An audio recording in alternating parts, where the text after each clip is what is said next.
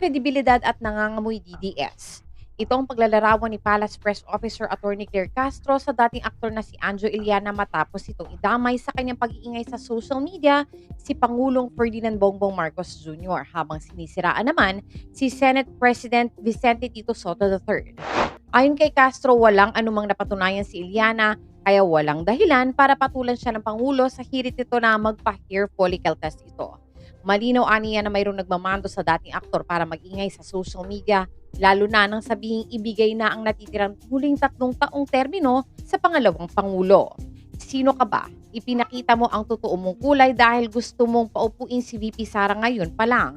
Nangangamoy DDS ka. Anjo, wala kang kredibilidad, ani Castro. Sinabi ni Castro na ang pag-iingay ni Iliana ay bahagi ng plano ng kabilang kampo na naapektuhan na sa mga ginagawang investigasyon ng gobyerno sa katiwalian. Kapag aniya na wala ang Pangulo sa pwesto ay hindi na matutuloy ang pag-iimbestiga sa mga mambabatas na iniimbestigan sa katiwalian at makakaligtas na sa pag-uusig at pagkakakulong.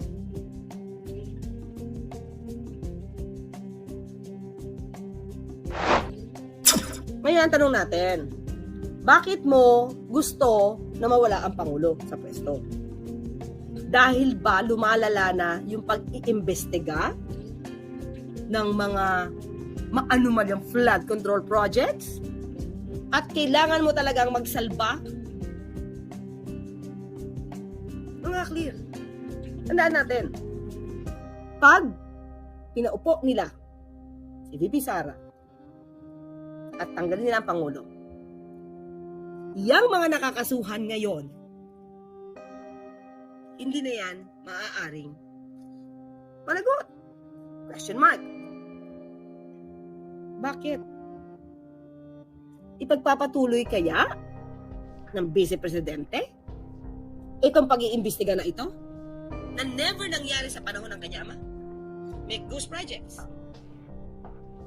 13,917 flood control projects. Pero namin ang kanyang ama, ghost projects during his time. Nag-imbestiga ba ng ganito? Kaya, malamang, yung mga nagnanais mawala ang Pangulo sa pwesto, yung naaapektuhanan nitong pag-iimbestiga na ito. Dahil pag nawala ang Pangulo at pumunta ang kanilang mga kakampi pumwesto, masaya sila.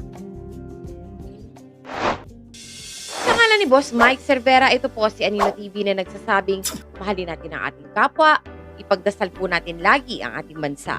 Magandang umaga, magandang hapon at magandang gabi. Saan man dako ng mundo naroon kayo at